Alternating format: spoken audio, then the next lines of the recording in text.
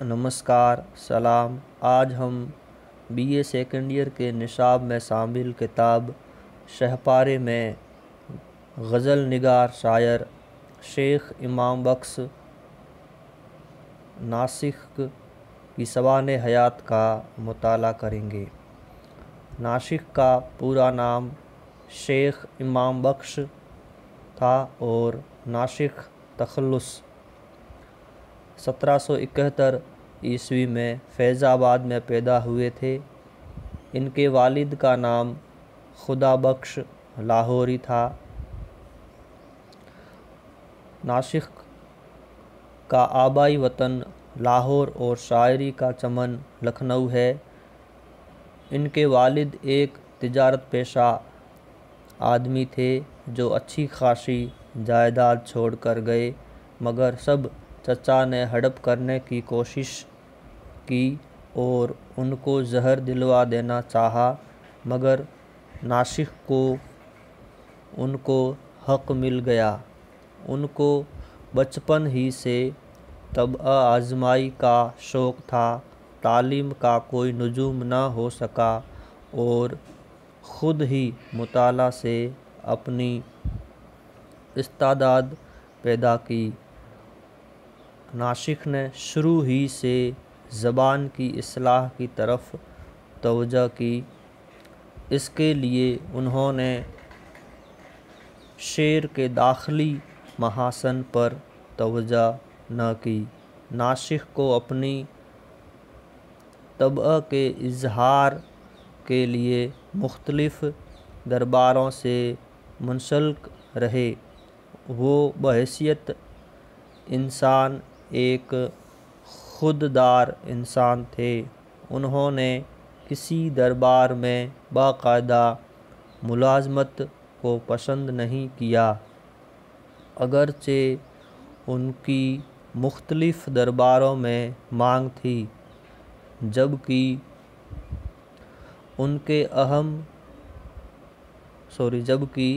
ان کے ہم عصر شعراء درباروں سے منسلک رہے۔ ناسخ نے ساری زندگی مجرد بسر کی۔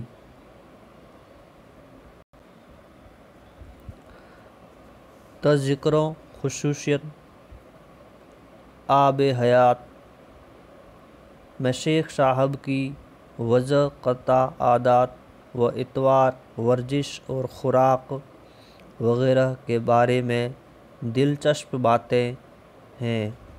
شیروں کھانا کھاتے، جس دن پھل کھاتے تو کوئی چیز نہ کھاتے، اور ورزش خوب کرتے تھے، اور غالباً اسی وجہ سے ان کو پہلوان سخن بھی کہا جاتا ہے۔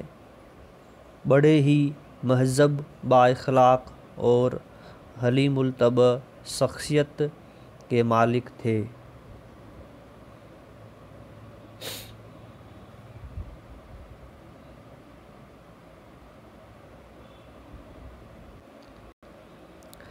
ناسخ کے کلام کی خصوصیات۔ ناسخ نے شروع سے ہی اپنی ساری توجہ زبان کی اصلاح پر صرف کی، مگر کبھی شعر کے داخلی حسن کی طرف توجہ نہ کی۔ اس کے لیے انہوں نے زبان کے اصول مرتب کیے اور لکھنؤ کی ادبی خود مختاری کا اعلان کر دیا، اور اس کو ثابت کرنے کے لیے متروک اور مروجہ الفاظ و محاورات کی تدوین کر کے کچھ اصول مرتب کیے۔ دبستان لکھنؤ سے وابستہ ہونے کے باوجود انہوں نے دہلی کے اساتذہ کی عظمت کا بھی اعتراف کیا ہے۔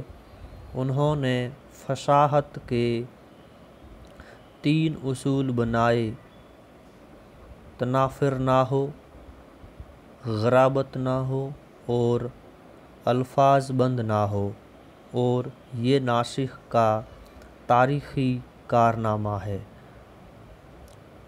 مثلاً میں ہی اے ناسخ نہیں کچھ طالب دیوان میر، میں ہی اے ناسخ نہیں کچھ طالب دیوان میر، کون ہے جس کو کلام میر کی حاجت نہیں۔ زندگی زندہ دلی کا نام ہے، زندگی زندہ دلی کا نام ہے، مردہ دل کیا خاک جیا کرتے ہیں۔ مختصر تعارف۔ ناسخ دبستان لکھنؤ کے اہم نمائندہ شاعر اور بعض روایت کے علم بردار ہیں، جنہوں نے سب سے پہلے اصلاح زبان کے اصول طے کیے اور دبستان لکھنؤ میں خود مختاری کا اعلان کیا اور اپنا الگ اکھاڑا قائم کر لیا۔ انہوں نے لکھنؤ کی انفرادیت اور خود مختاری کے ثبوت کے لیے متروک اور مروجہ الفاظ و محاورات کی تدوین کر کے کچھ اصول بھی مرتب کیے۔